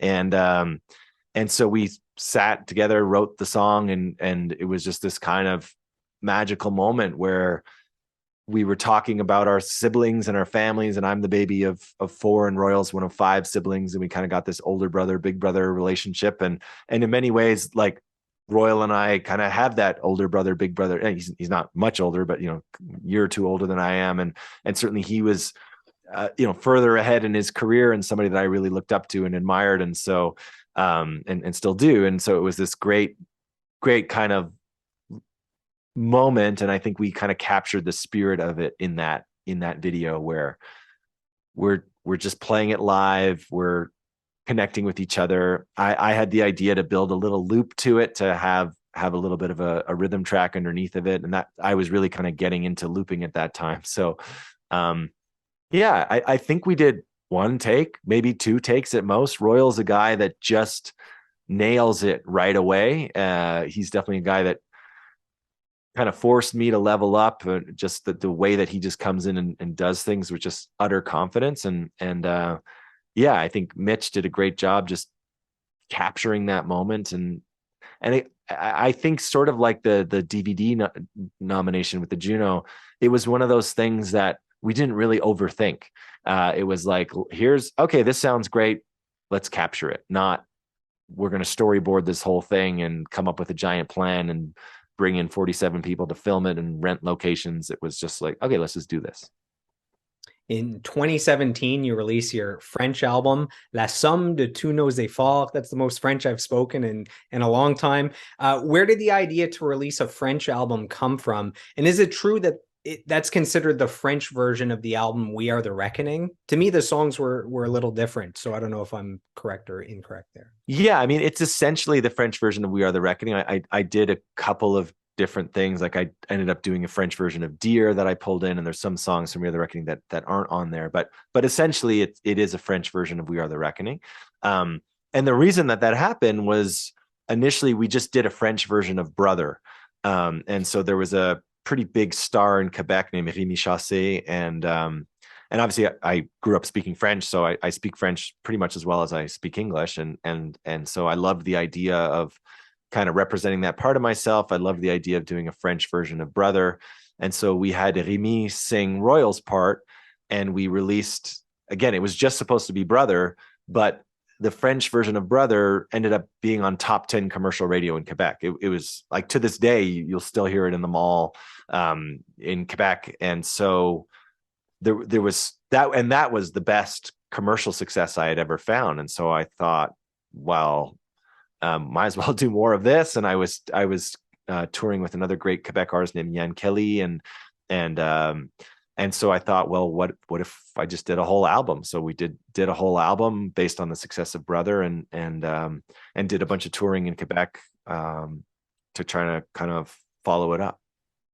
And what kind of opportunities presented themselves with now having a French album and a top 10 single in French on the radio? And last thing about that is I remember, so again, we've been friends for whatever, about a decade on Facebook. I remember at one point your Facebook name was Pierre Le Chat, which I Oh thought yeah, was yeah. clever. Was that around the time of the French album, or am I looking too much into that? Well, no, it's funny. The reason I changed it to Pierre Le Chat was because I forget, this advice of somebody at the time was, I was trying to sort of separate out Peter Katz personal from Peter Katz. And this was a time where like Facebook pages had emerged. And so I wanted to drive people to Facebook page, and I wanted to just use Facebook to sort of just be in touch with my friends in that kind of social way. And I was starting to hit the 5,000 friend limit. So I changed my name to Pierre Le Chat briefly to try to segment these things, but it didn't really work. And then Facebook wouldn't let me change it back. So I just It was like like I that don't know for a what. while, I think, wasn't it? Yeah, yes. I think it might still be like that if you go to my personal page. So I just kind of gave up on trying to. So now I exist in both places. It is what it is. That's funny. That's funny. So we've made it all the way to City of Our Lives, your album that you released in 2020. How has the feedback been in response to that album over the last 2 years? So this comes out in, I think, November 2020. This is like a pandemic album. So we'll talk about the challenges and everything afterwards. Well, I tell you, it's a complicated answer. City of Our Lives, I worked on for the better part of 5 years, and it was, well, I mean, I guess more like, it took 5 years to get it out, but like probably 3 years of 3.5 years of deep work, and um, recording, re-recording. Like it was, I put that was like the biggest swing I've ever taken in my life, of really going for something. And there was just a series of unexpected tragedies that happened around trying to get that album out. So, some of which are really sad to talk about, and so after all of the ups and downs and things that were looking literally like world domination for that album, and very high powered people that loved the album that were going to take it places, and just a lot of, I mean, literally there was people who died, and there was very unexpected things that happened. Um, After all of that, it sort of came to a different release than I had anticipated, and it was scheduled to be released April 3rd, 2020. Which would be like 2 weeks Right at after the, we officially had a pandemic. I think like March 17th is considered the pandemic yeah, start. yeah. It was originally supposed to start, like that album was originally going to start coming out in like 2018, 2019. And anyways, there was a whole sequence of events that we would need a whole other hour to talk about. Um, and anyways, obviously pulled the plug on releasing it in April at the last moment after everything with the pandemic, and then I had to put it out in November, because of some granting things that I'd had, and there's just sort of a limit to how long you can push things, and so I couldn't really do the thing that I do best, which is tour, and I've built my whole career on touring, and it really was it, it was nothing short of devastating to not be able to give that album the life that it deserved. And I had so many people that believed in it, and so it was really difficult, to not give that album what it deserved, and not see it have the life that we all felt it should have. And but life happens, and in the in the void of not being able to tour that album and do all those things, this other incredible part of my life emerged, and the speaking work that I do, and I built this whole virtual studio and this virtual setup, and I just trust that everything happens the way it's supposed to happen. And we have some cool things in the vault still to give still mind not, to give City of Our Lives some life. We shot a documentary. We did a show at Roy Thompson Hall that we captured in a really beautiful way. So hopefully there will still be a life for it.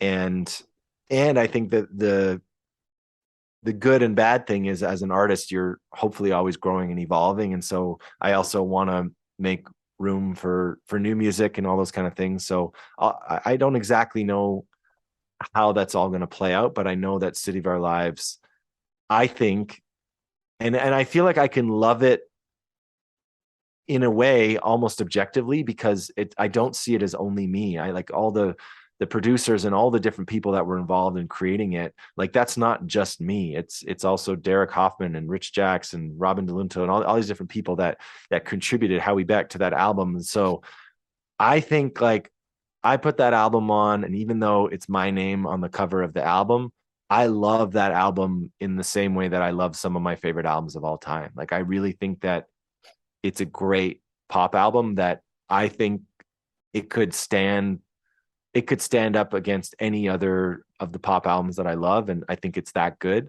And so I just hope and trust that it will still find its way, and I think it's a gem out there that's waiting to be discovered. Yeah, to me, listening to it several times, it seems very focused. It seems like there's a cohesive sound all the way through the album. Like you had a vision in advance for what it would be. You mentioned Derek Hoffman that produced it. That's a Juno nominee. He's worked with like Silverstein. I have a list here. So Silverstein, Arkells, The Trues, Donovan Woods, Alexis on Fire.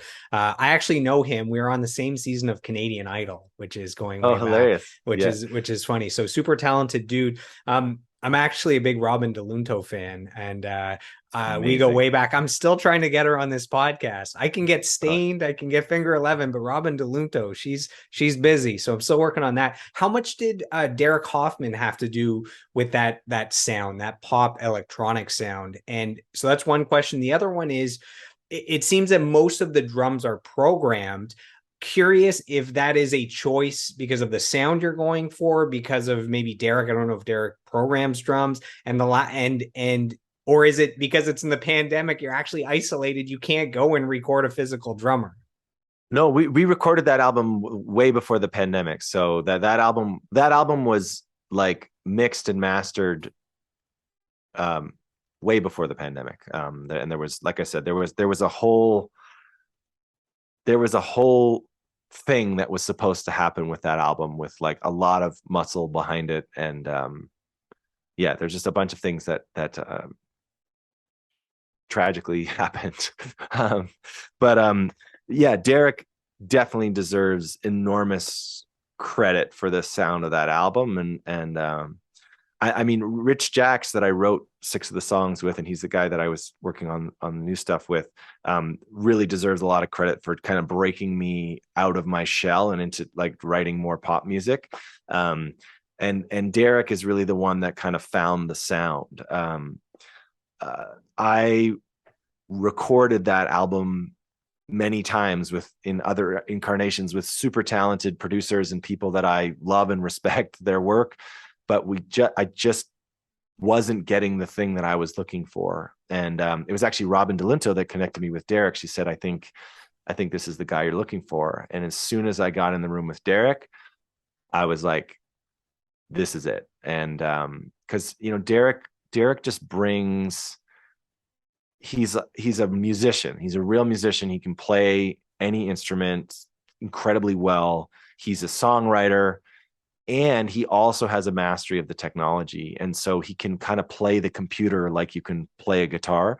And so the cool thing was, Derek actually had all of this source material, because I had actually gone into Revolution and I had recorded drums on some of those songs, and we recorded real pianos, and we like, so he actually took some of those real elements and then chopped them up, and of course he did a lot of programming and stuff like that. But we didn't, some of the drums that you're hearing, it's like a drum sample, but it's our drum sample. So that was a real drummer that was playing it, and then Derek chopped it up and sequenced it, or those kind of things. So there is a real kind of hybrid organic electronic thing that's happening on that album, whether you kind of realize it or not. And it's like, if you want to make a pop song, the drums can only be so loose. Like you need to beat detective that and get it tight. Otherwise it just doesn't sound like a pop song. And you kind of need some of those swells, or those things that get you into the chorus, some of those program things. That's what kind of makes it have that pop feel. And so I think Derek is just a really tasty person who knows how to use those things in a musical way. And it's such a fine line that you're walking, and Derek was the guy to do that. Yeah, Derek, it reminds me of Trent Reznor of Nine Inch Nails, where he'll record Yeah, real drums and then really manipulate them where it sounds like a exactly. machine, even though the Yeah, source is an actual musician. exactly. Yeah. So I have notes on almost every song on that album. Like, I listened to it, I have notes about how do you get this clap sound, and this song is awesome, and this lyric and all that. We are running out of time, and I definitely want to talk about the speaking engagements, because I think that's important. Last thing about the music, I suppose, you are currently working on new music, and you said for you this is another shift. Can you give the Peter Katz fans any little nugget, any glimpse into what possibly they could expect from new music? Yeah, well, I've been so immersed in this the speaking work that I've been doing, that I knew that I needed to kind of carve out some time to reconnect with the the songwriting. And I really see songwriting as one of the hardest things that I do. And I like to do the hardest things to just kind of push myself and kind of see where I'm at. And so I just carved out 2 weeks to work with Rich, and didn't really have, like, often when you go into work on an album, you have a whole bunch of songs. When I went into City of Our Lives, I had 60 songs, but it was kind of a blank slate. But what Rich and I did is we would get on Zoom for the better part of a year. We would get on Zoom and just do these kind of quote unquote writing sessions, but really it was us just talking, hanging out. I would always kind of take notes, and we sort of realized that we were aligned on this idea that the next batch of music that we wanted to make, we didn't want to make kind of like relationship songs, or like it wasn't really about the typical topics that we wanted to write about, um kind of these like deeper truths. Like he and I are both into mindfulness, and kind of looking at the world, and dropping into our hearts, and like thinking about what the world needs, and just like what kind of a space do you want to embody as a human being. And I don't know if it sounds like too woo woo or something to talk about it, but we were like, let's not worry about what genre or kind of song that we want to write, but let's embody the energy that we want to be in, and then see what comes. And so that's what we did, is we just kind of hung out, had conversations, dropped into our hearts, like went deep, and wrote a song. And I think that songs really captured this feeling that we wanted to give people, which is a feeling of comfort or catharsis, or like allowing your emotions to flow. Like, with everything that's happened in the world, like there's trauma that's built up. It's like, how can this music be of service to people? Like, it's not just about me processing something. It's how do I really show up in service of people? And that, so people don't walk away from the concert thinking I'm amazing, but they're walking away thinking that me, the listener, the audience member, is amazing. It's like, how do I make it not about me, Peter, but make it about them? And I think that's kind of a good segue into the speaking work and the work that I'm doing. I don't just speak; I'm also like facilitating and like designing events, and obviously I'm playing music, and that's a huge part of it, and storytelling. All of that's a huge part of it. But I think the music that I'm making really kind of coincides with this shift that I've just been experiencing over the last couple of years through this speaking and facilitation work, where I'm less interested in being like the sage from the stage and more interested in being the guide from the side, where I'm using my skills and talents and as a songwriter, as a speaker, as a performer, uh, um, in service of the people that have come there. So I can give you like a little example if it helps kind of anchor. Like there's a song of mine called "Come Down," which is on City of Our Lives, and in the past I might have told a backstory about, oh, I was in LA and I wrote this song and I had just been here and had been talking to this girl, and like I could have given that kind of a backstory around it, and then I think the listener would probably listen to that song through that lens of Peter's backstory. Instead, when I'm doing that song as part of a talk or a facilitation, or I say, hey, this is a song about letting go. And we all have things in our lives that we hold on to that we could probably let go of. And what is something that you want to let go of in this moment? I mean, I give a longer preamble than that, but I tee the song up as, it's not about me. This is a song about letting go. And what do you want to let go of? And how is this moment of service to you? And so that way, when I play the song, people are making it about them. And of course, you could argue that that's what we all do as listeners of songs, is we kind of make it about us. But I think you could sort of muddy the waters a little bit if you kind of say too much before the song, or it's too much about me and my life. And so that's been kind of my evolution. And when I think about this new music that I'm making, it's definitely, I'm running it through that lens of how am I serving this up in a way that is going to allow people to really kind of meet it where they are. So we have a fan question. This is sent in from TikTok, and it has to do with you being in the schools and talking to young people. So this is from Don Quarles, who I know from Metalworks and who you might know, a great songwriter. His question is, do you still enjoy sharing your music with young people in schools? You were always amazing at it, and the kids really enjoyed the music. So that question, and then I want to know, what is a keynote concert? That's a term that you use, keynote concert. Yeah, I mean, I absolutely, no matter how busy my schedule gets or whatever, I always carve out time to do stuff with young people. I mean, every summer I go out to Alberta and I do that mentoring work. I still do youth keynotes sometimes, not as much as I used to, but I still make time to do them sometimes. And I love connecting with young people. It's such a special time, I think, in life, especially young people that are sort of kind of trying to find their voices, getting passionate about music, or just getting passionate about taking risks of any kind.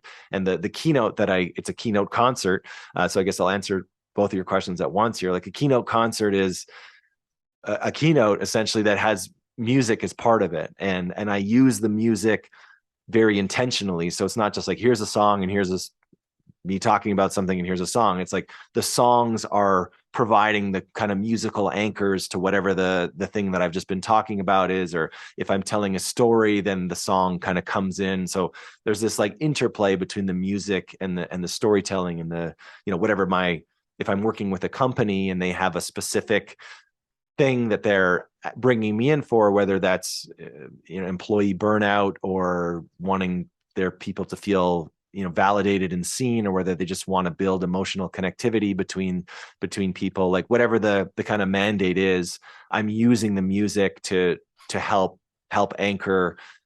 Also, I do a lot of work with a brilliant resiliency and researcher and expert named Dr. Robin Hanley Defoe. We actually present together like scientist meets artist, and she talks about like the music transfer effect, and we actually process music in our amygdalas, which is kind of our feeling factory. And so when you play music, it actually allows people to drop into their hearts. It allows them to like calm down their nervous systems and their cortisol levels. And so there's all kinds of like scientific benefit around using music.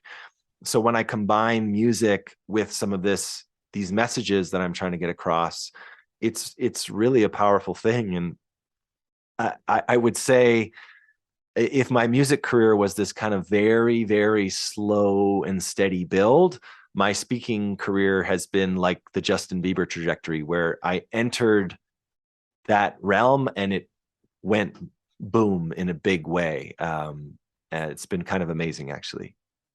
So for our listeners that have been with us for the last 2 hours, if they want to reach out to you, if they want to be in the loop for your concerts or your events, if they want to listen to new music, they can go to peterkatz.com. On social media, it's at peterkatzmusic. And as we wrap up, I just want to take a moment to acknowledge you for having the courage to pursue a career in music. It's not the easiest of careers, but by you having that courage and setting big goals and working towards them and accomplishing these goals, you show others what is possible, and you give other musicians like myself permission to also do something like follow their dreams. I want to acknowledge you for making great music that's the soundtrack to a lot of people's lives, including my own. I want to acknowledge you for the speaking that you're doing, that work to inspire the next generation of future leaders, and doing your part in making the world a better place. And I guess last but not least, I want to thank you for taking the time to sit down with me. I've said it for the last decade. I've let you know that I'm a fan of the music, the recorded music. I'm a fan coming out in concert. So it means a lot that I'm able to get the inside scoop on your music, on your songs, just as a fan myself. So thank you so much, Peter, for your time. I really appreciate it. Well, Joel, first of all, it's beautiful that you would do an acknowledgement like that. So thank you for that. That's received in my heart, and I just want to give you some kudos back. I do a lot of interviews, and just the care and the attention to detail and the preparation that you put into this is abundantly clear and is deeply appreciated. So I just want to acknowledge you for doing what you're doing, and just bringing so many, so much background behind great artists out there. It's deeply appreciated. So love right back at you. You're very welcome, and thank you so much for your kind words. To our listeners, to the Peter Katz fans, thanks for tuning in, and we'll see you on the next episode. If you've enjoyed today's episode of the podcast, please take a moment to subscribe, like, comment, and share. What I want to know is, who would you like me to sit down with next for a 2-hour deep dive interview? You can let me know by reaching out to me on social media. You can find me on Facebook, Instagram, YouTube, and TikTok at Joel Martin Mastery. Joel is Joel. And you can find me on Twitter and Snapchat at Joel Mastery. So I am done. I am complete. I approve this message, and I'll see you on the next episode.